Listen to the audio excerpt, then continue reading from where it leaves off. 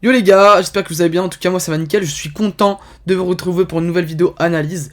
Ça faisait pas très longtemps mais j'ai des bonnes nouvelles et aussi j'ai des bonnes directions à prendre. Donc c'est parti, on commence sans plus tarder. Qu'est-ce que je vous avais dessiné en court terme? Donc sur le groupe, je vous ai fait 3 choses. Donc vous allez voir, donc premier graphique, ça c'était ce qui se passerait au court terme, donc je vous l'ai envoyé hier. Ce graphique là, c'était une des 2 options qui pouvaient se passer quand on était environ ici, donc il y a 2-3 jours. Voilà. Donc, c'est parti, on va regarder ça sans plus tarder. Donc, premièrement, je vous avais dit quoi? Je vous avais dit, alors là, on a beaucoup de chances de revenir sur la FVG, et on a énormément de chances de revenir sur cette zone de confluence. Très bien.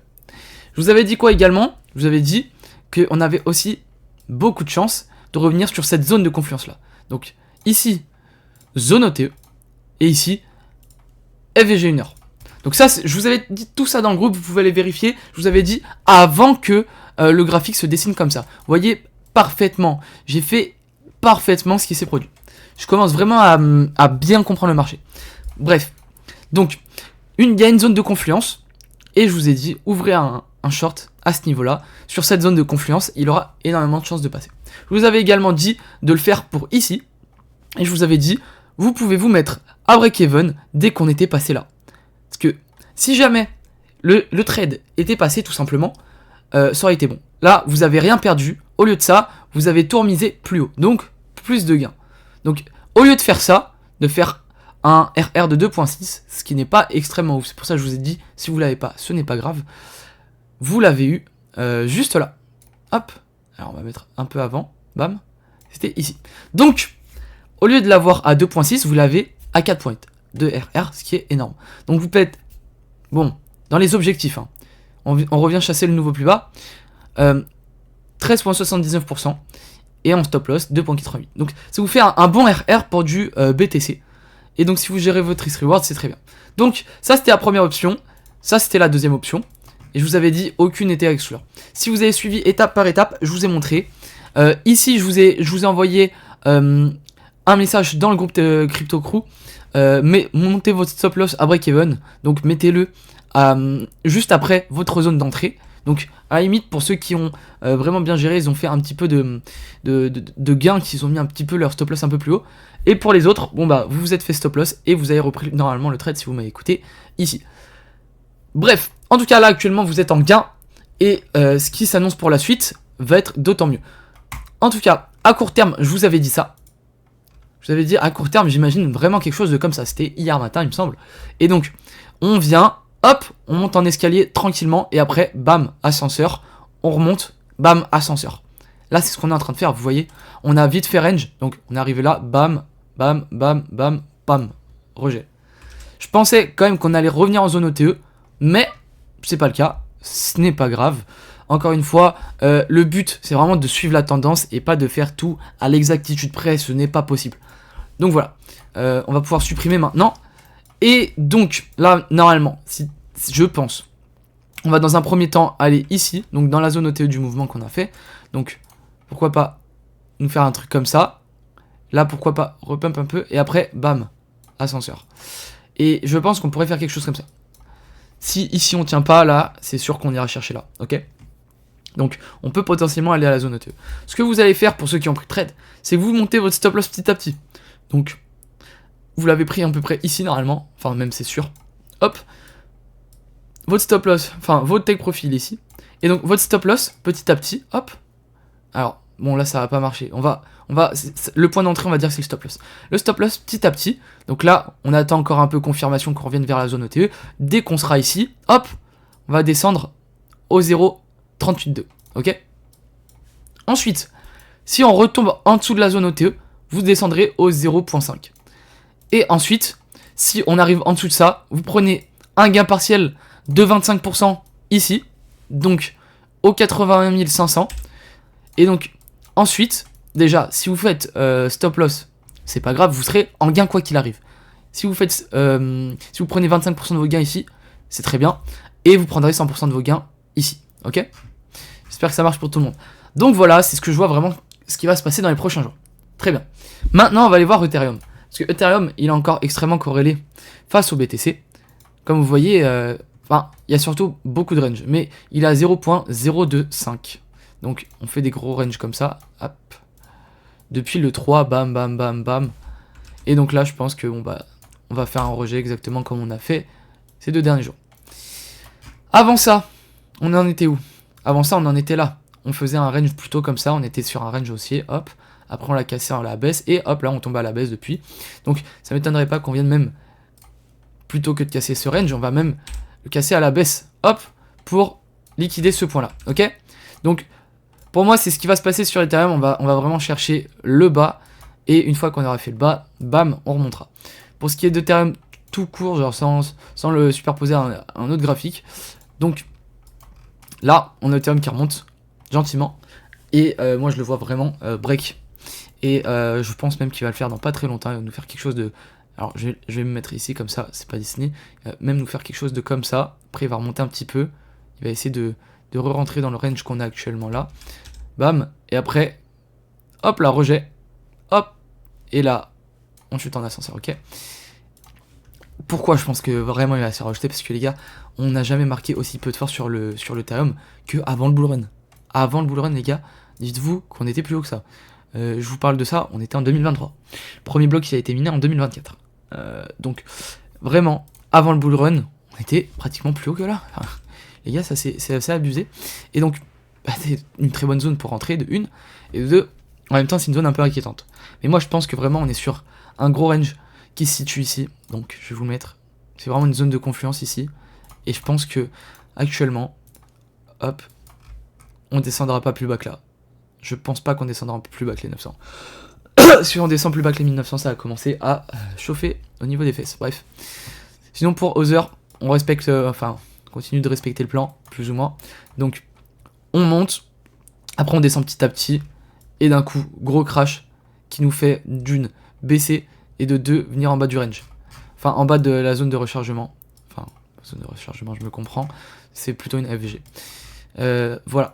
Donc je pense que ça va se passer comme ça et que là du coup on va perdre voilà, encore une dizaine de pourcents, c'est ce que je vous avais dit dans la dernière vidéo. Voilà, donc là-dessus ça va pas changer. Maintenant, on va aller voir quelques petites cryptos pépites. Donc le ICSZ, c'est hyper bien ce que je vous ai analysé.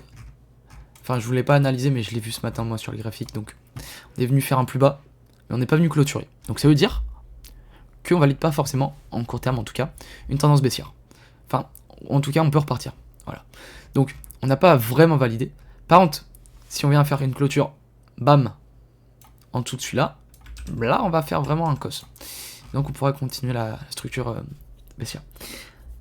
Ce qui n'est pas à négliger, c'est que à chaque fois qu'on est arrivé dans cette zone, bam, bam, on est remonté. Et on est remonté vraiment, vraiment fort. Regardez, hop, bam, là, on a fait un... Bon, alors, j'en sais rien. Un 130%. Et ça, je vous parle, c'était cette année, hein, c'était en février. Hein. Chaque fois qu'on vient dans cette zone, on pump. Bam, 80. Bam, 140. Tac, pareil ici, 60. Et là, potentiellement, vers l'infini. Mais une fois qu'on aura sweep tous ces lots. Parce que là, on laisse beaucoup de lots. Hein. Un lot, 2 lots, 3 lots. Donc là, je pense que, bam, on nous fait un petit truc en dessous. Sans clôturer forcément, hop, et on remonte. Je pense que quelque chose comme ça pourrait vraiment faire l'affaire. Donc, alors, je l'avais bien dessiné, mais je l'avais pas dessiné assez bas. Parce que j'avais pas vu vraiment qu'en fait, c'était les mêmes lots. Moi, je pensais que c'était depuis la sortie de la crypto, mais pas du tout, j'ai mal regardé. Donc, bam, on prend un truc comme ça, hop, et là, on remonte. Alors, j'aimerais bien que ça arrête de cliquer quand je déclique, hop. On ferait quelque chose de comme ça. Et après, on repartirait. Et est-ce qu'on n'aurait pas en daily quelque chose de plus bas? Non. Bah, vous voyez, en fait. Ouais. À chaque fois, en fait, on revient dans cette zone, mais on vient dans cette plus grosse zone. Voilà. Et donc, cette zone-là, elle s'arrête aux 25 centimes. Et je pense qu'elle est largement atteignable si on fait un petit dip, là. Si on fait un petit dip, imaginons on fait un dip de 10%. Alors, je vais me mettre en 4 heures. Si on fait un dip, donc actuellement, on va dégager ça. Actuellement, hop, si on fait un dip de 10%, exactement, ça nous ferait exactement ça. Donc ça correspondrait avec la charte aux heures et ça correspondrait avec le graphique de AICZ. Et franchement, on viendrait liquider déjà tout ce que je vous ai montré ici. On viendrait liquider ce lot là, qui n'a pas été liquidé encore. On a fait un equal lot. Et ce lot là, et ce lot là. Et on viendrait faire un plus bas historique sur cette crypto. Et moi je pense vraiment que ça nous ferait quelque chose de vraiment pas mal. Déjà par contre c'est abusé les gars, ce qu'on fait en court terme comme pourcentage et en long terme, bon bah je vous raconte même pas, hop. Puis même si on revient à la TH, je crois, ça serait vraiment magique.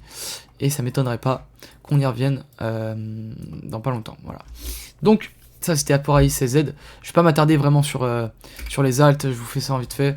Bon le CKB, vous voyez il avait réintégré la zone de range, il était repassé au-dessus, hop direct. Il est repassé en dessous, il avait pas clôturé au-dessus, bam. Et du coup là on a clôturé une mèche au-dessus, mais vous voyez à chaque fois, bam, ça retombe. Et là on est revenu à ces zones là. Beaucoup de liquidité à aller chercher d'ailleurs ici, donc prévoyez, bam, une petite descente. On pourrait même essayer de trouver un short ici, mais il faut voir la structure. Donc la consolidation un peu. Est-ce qu'on a un boss? Non. Donc selon moi, non. C'est pas pour tout de suite en tout cas. Donc on viendrait, hop, moins 10%, ça ferait quoi? Ouais, voilà, ça me paraît moi vraiment chaud qu'on aille jusqu'ici. Ouais, je pense que vraiment on viendrait swap toutes les liquidités avant de partir.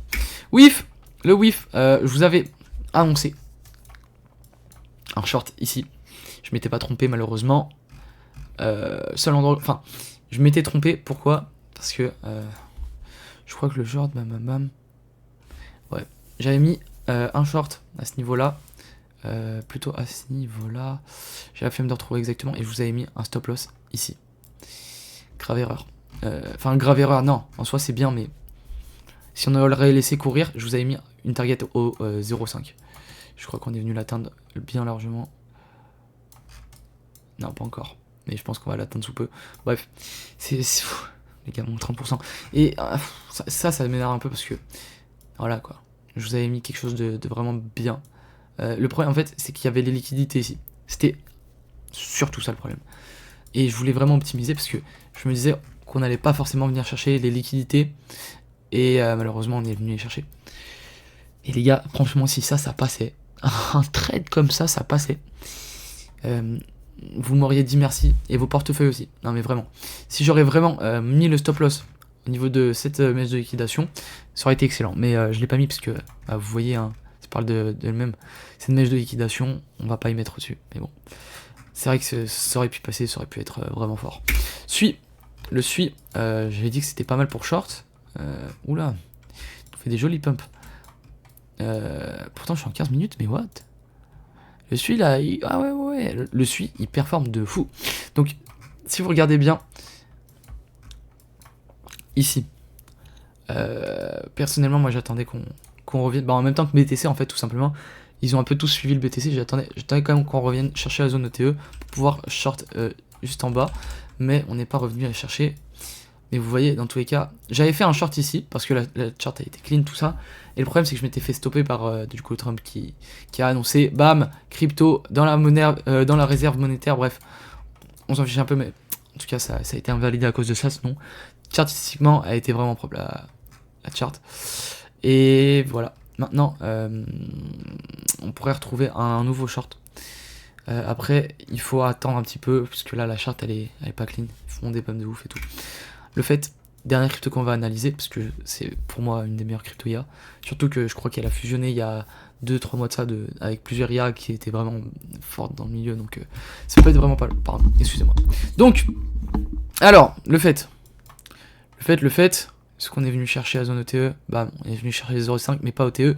Parce que, encore une fois... BTC il a pas fait, il a été ultra manipulé comme d'habitude. Alors là si je dis pas de bêtises, equal high, et ouais, comme le BTC au final. Et en fait c'est vraiment trop indexé, c'est un peu chiant, mais en même temps c'est normal les gars. Si on se trompe sur BTC on se trompe de partout. Et en fait le equal high qu'on avait formé, on pensait tous qu'on allait le swap, mais pas du tout. Et vu qu'on était beaucoup à penser ça, je pense que bon, malheureusement le marché fait tout le temps l'inverse. Donc voilà, il nous a bien corrigé. Sachez aussi que le fait était magnifiquement bien parti pour un short.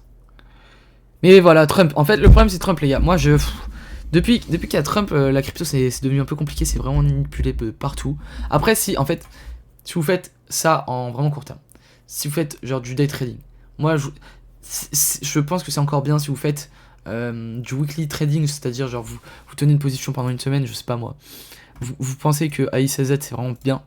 Donc vous ouvrez une position ici en x3, hop, pardon, une position en x3, à la limite, du coup vous mettez votre stop loss à moins 10%.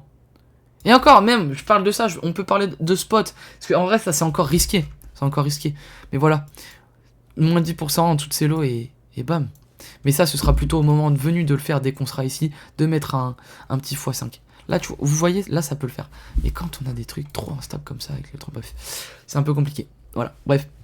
J'espère que vous aurez adoré la vidéo, que vous aurez liké si vous avez aimé, dislike si vous n'avez pas aimé, mis un commentaire si vous n'avez pas aimé, de pourquoi vous n'avez pas aimé, faire quelque chose de constructif.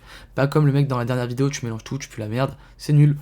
Y a pas de souci, tu peux me dire ça, je l'accepte. Je peux accepter que je pue la merde. Tu m'en fasses me rendre compte, y a pas de souci. Et je vais bosser sur moi-même, sur mes compétences pour être meilleur. Mais venir me dire sans aucun argument, sans aucun objet constructif, c'est éclaté au sol, tu confonds tout. D'accord, mais aide-moi. Genre, en fait, moi j'ai créé cette chaîne pour qu'on s'entraide tous, et même ce groupe pour vraiment qu'on s'entraide et qu'on monte quelque chose de fort.